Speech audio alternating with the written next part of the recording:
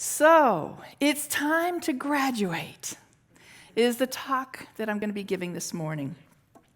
And I got this idea because my niece just graduated from high school, and her brother, my nephew, graduated from college with his master's. And so now you can watch that stuff online. Did you know that? Wow, the technology is fantastic. They're in Florida, I'm here. So I started thinking about how many times when you graduate, you have this wonderful speaker pontificating wonderful ideas to the graduates. And there's all kinds of YouTube videos about this where famous people have gone to colleges. And I started thinking about, wait a minute. Many of us might have graduated from school a long time ago. And yet, we're being called to graduate today. And what I mean by that is what the Hopi elders said many years ago. We are the ones we've been waiting for. We've got this world that's kind of in chaos and turmoil, and every week there seems to be something more that we're trying to figure out. Can I hear anything more that's not good? And just when we think we've had our saturation level, it goes up. Anybody with me on this? And you think, I just can't take any more. And then I started thinking about that graduation concept, that I've taken classes, I've gone to churches and listened to countless Sunday services, I've done workshops, I've done everything, just like everybody in this room has. I've read a magagillion books. And all that's done is prepare me to graduate now. I don't need anything more to know what I know right now, and that I can step into this moment fully expressing as God as me right now. Are you with me? Yes. So the graduation is happening right now, my friends. Do I hear that pomp and circumstance going in the background? Thank you, Cliff. And so we are graduating because we're the ones that get to step up. And we're the ones that are going to be the change we wish to see. So commencement actually means beginning. Because I can remember standing on the stage of my high school graduation many years ago and going, oh my God, this is it. I've reached the pinnacle. That's how naive I was. At 18 years old, thinking I'd reached the pinnacle because I'd done a lot of things, and yet there was still so much ahead of me. So the commencement is simply the beginning. And this is the beginning of what we are going to be here to create the groundswell, the movement of love that is so pervasive, nothing else can permeate that. That's where I want to be standing.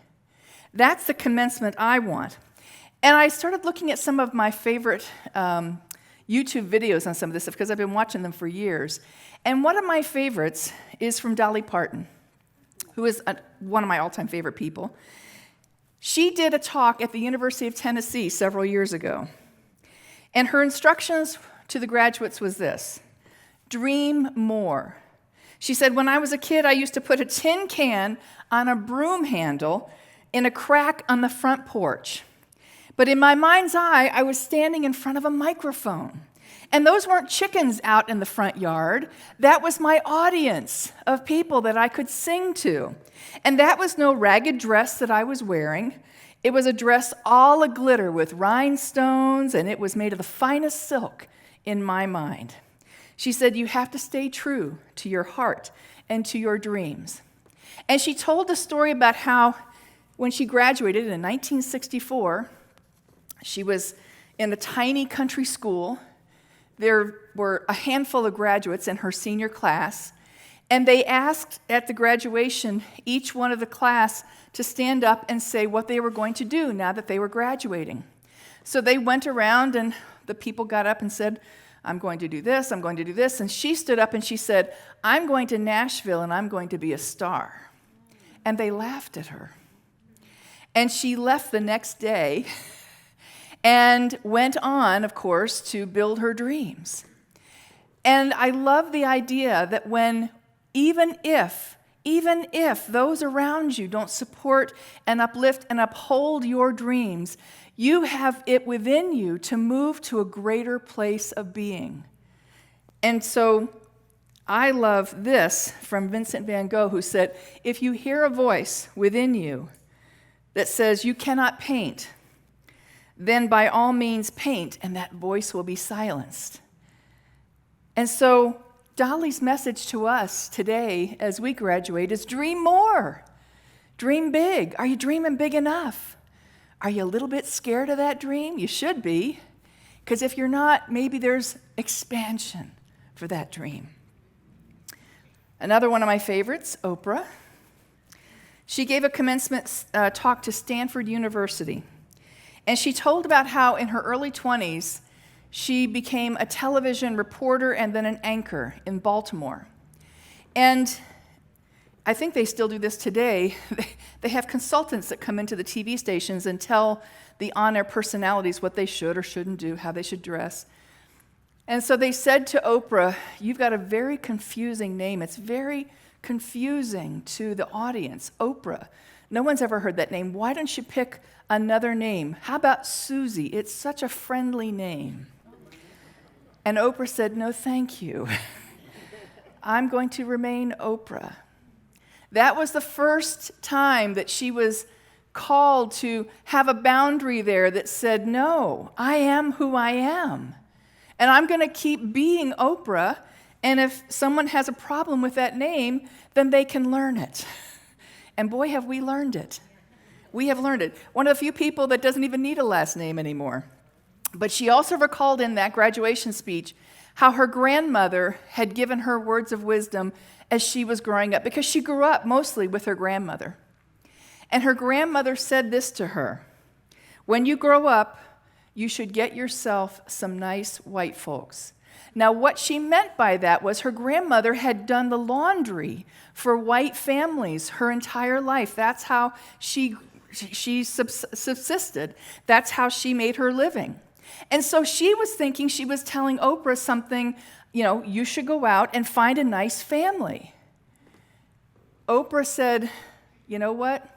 I'd love it if my grandmother was still alive and I could tell her all the things that I have accomplished, and that I could tell her I did find some nice white folks. They work for me.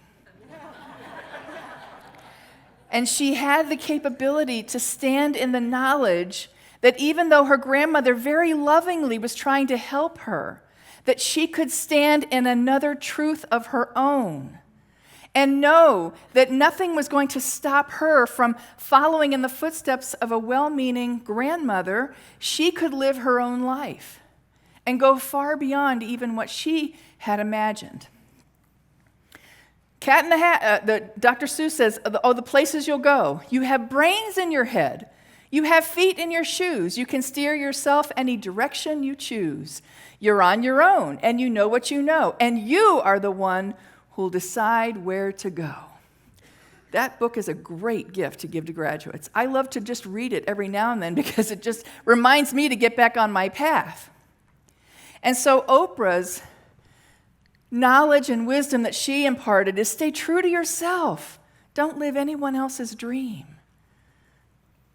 We have far too many things to do to get sidetracked with someone else's dream. Steve Jobs gave a commencement speech to Stanford University in 2005.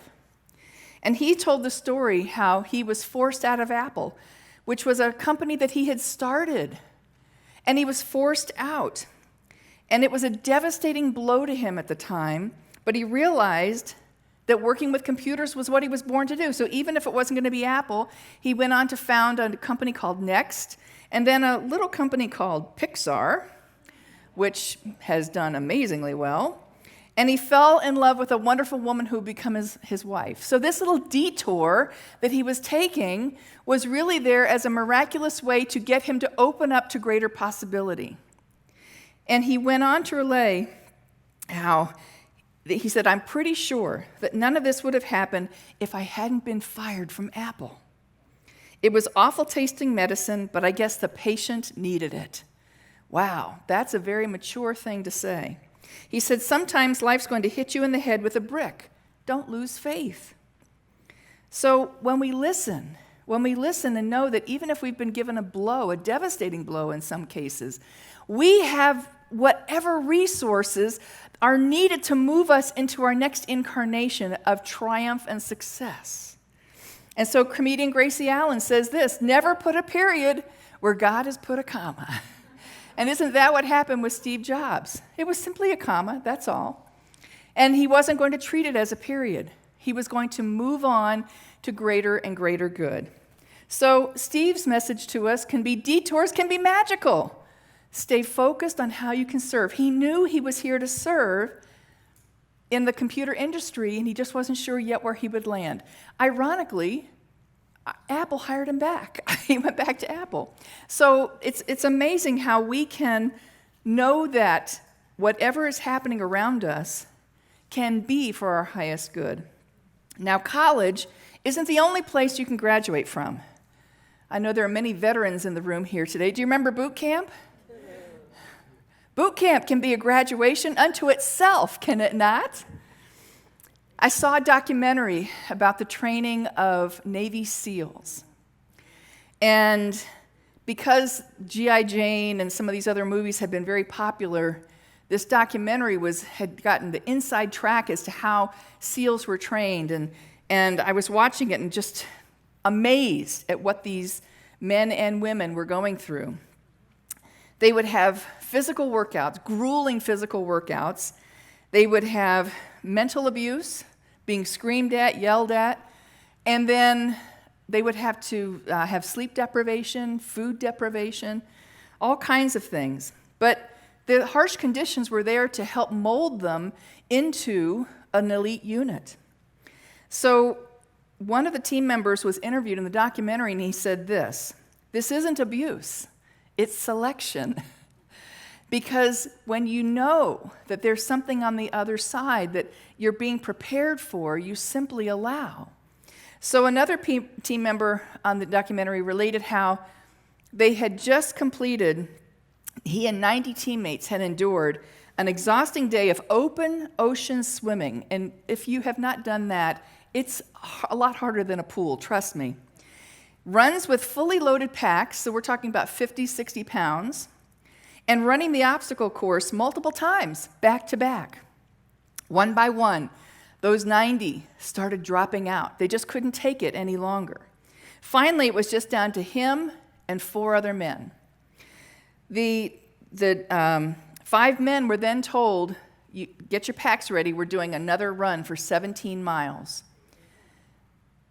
2 of the gentlemen, the 5, said, okay, and they started putting their packs on. The other 3 said, I don't have it in me. I can't do another 17 miles. So their drill instructor said to them, okay, great. You 3 that said you can't do this, you're done.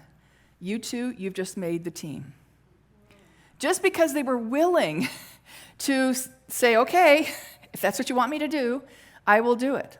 And so simply allowing ourselves to be that vehicle of moving through. And so, don't you feel that sometimes that way? You've run, you've done an open ocean swim, you've run with a pack, you've done all these things, and you're physically exhausted. I don't think I can do anything more. But it's just our willingness, because God responds to our willingness and our consciousness. Are you willing to be in the game?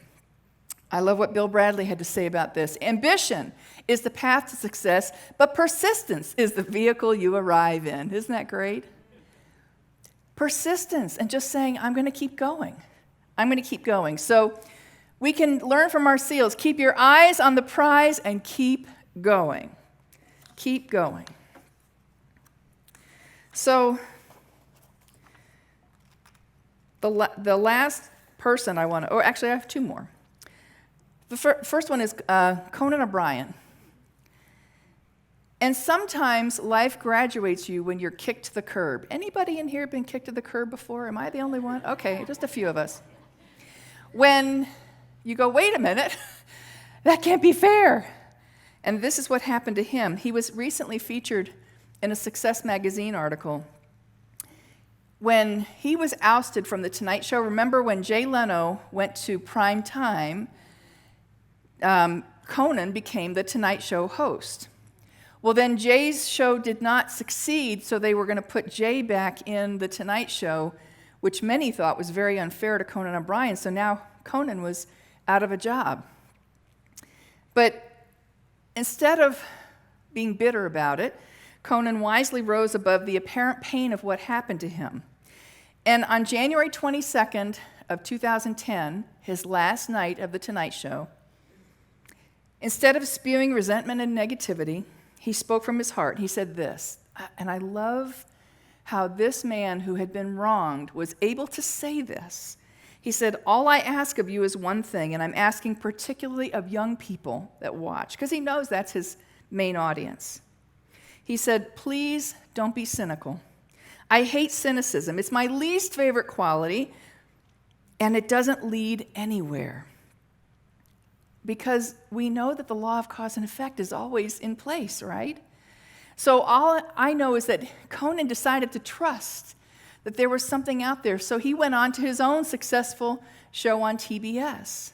But the fact that he was able to stay from a place of deep humility and deep resolve, that he wasn't going to participate in cynicism about what had happened, says volumes about the man.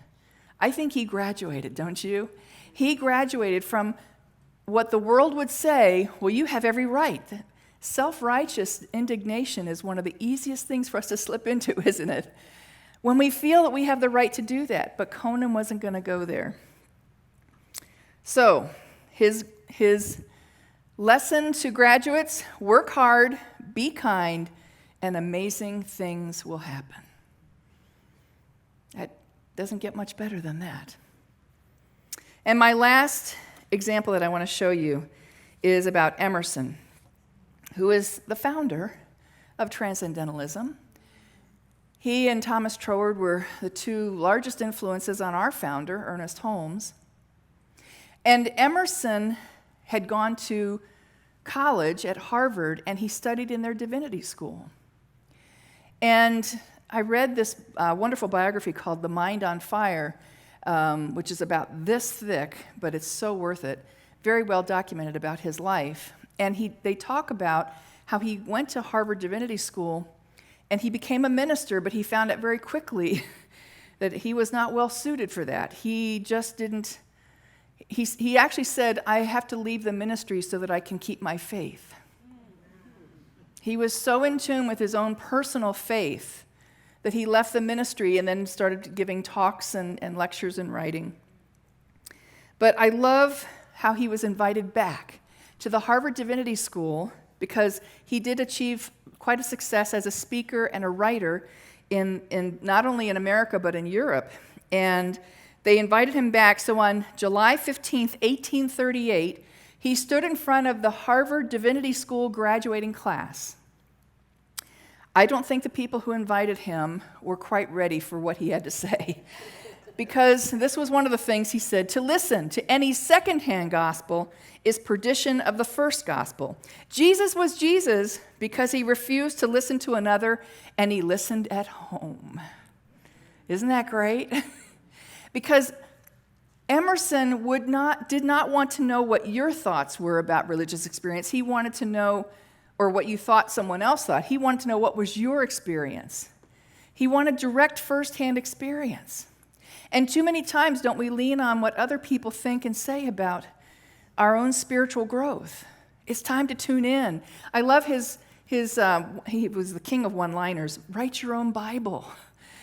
Find what resonates, what really, really speaks to your heart, and make that your Bible. But I love this when he was insisting upon a personal religious consciousness when he said, "Let me admonish you to go alone, to refuse the good models, even those which are sacred to the imagination of men, and dare to love God without mediator or veil."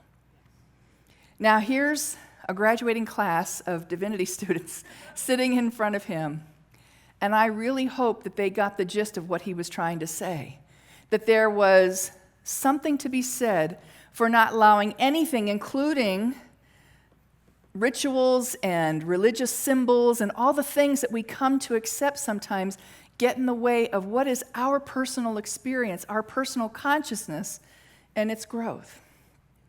Emerson was really, really wonderful about saying that. So, what we can learn from him, go your own way.